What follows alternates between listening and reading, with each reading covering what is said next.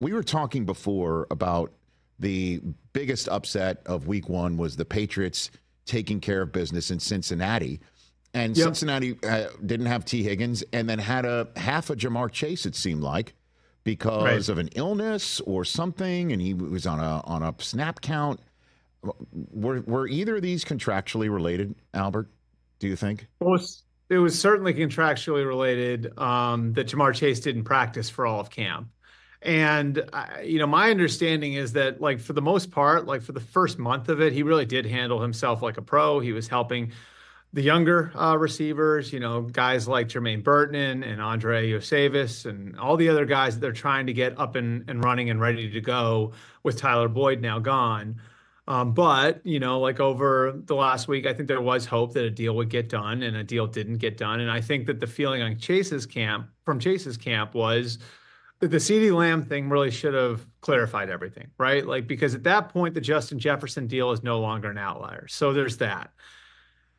And then I think with T. Higgins, I don't think it's directly contractually related. But, I do think in these situations where you have a player who is in a contract situation, we saw it with Jefferson himself last year.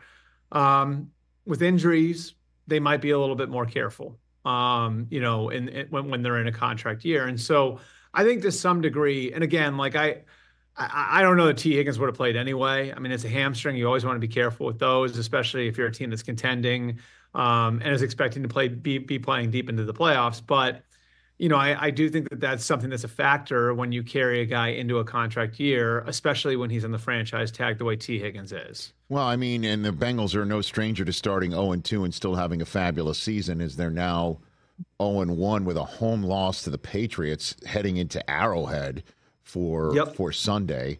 So what is the holdup with Jamar Chase? Is he asking for more money than Justin Jefferson and Mike Brown saying no thanks? Is that legitimately where it is, Albert? Yeah, I mean, I think so. The interesting thing is that the Joe Burrow deal last year broke some old precedents that the Bengals had contract-wise. It was a very, very strong contract. So I don't know that this one is as much about the gross number as it is about the structure, the guarantees, all of those things. And I think as you know, Rich, as a lot of people out there know, like there's the whole issue of the funding rule and how that plays in. As ridiculous it is that the funding rule is still in place. Like it is a factor for some teams that aren't the most cash-rich franchises. So there's a lot of different things that go into that particular negotiation. And I'll be honest, like I thought it was going to get done before kickoff on Sunday. I thought Jamar Chase's deal would get pushed across the goal line the same way Joe Burrow's deal did a year ago, right before the opener.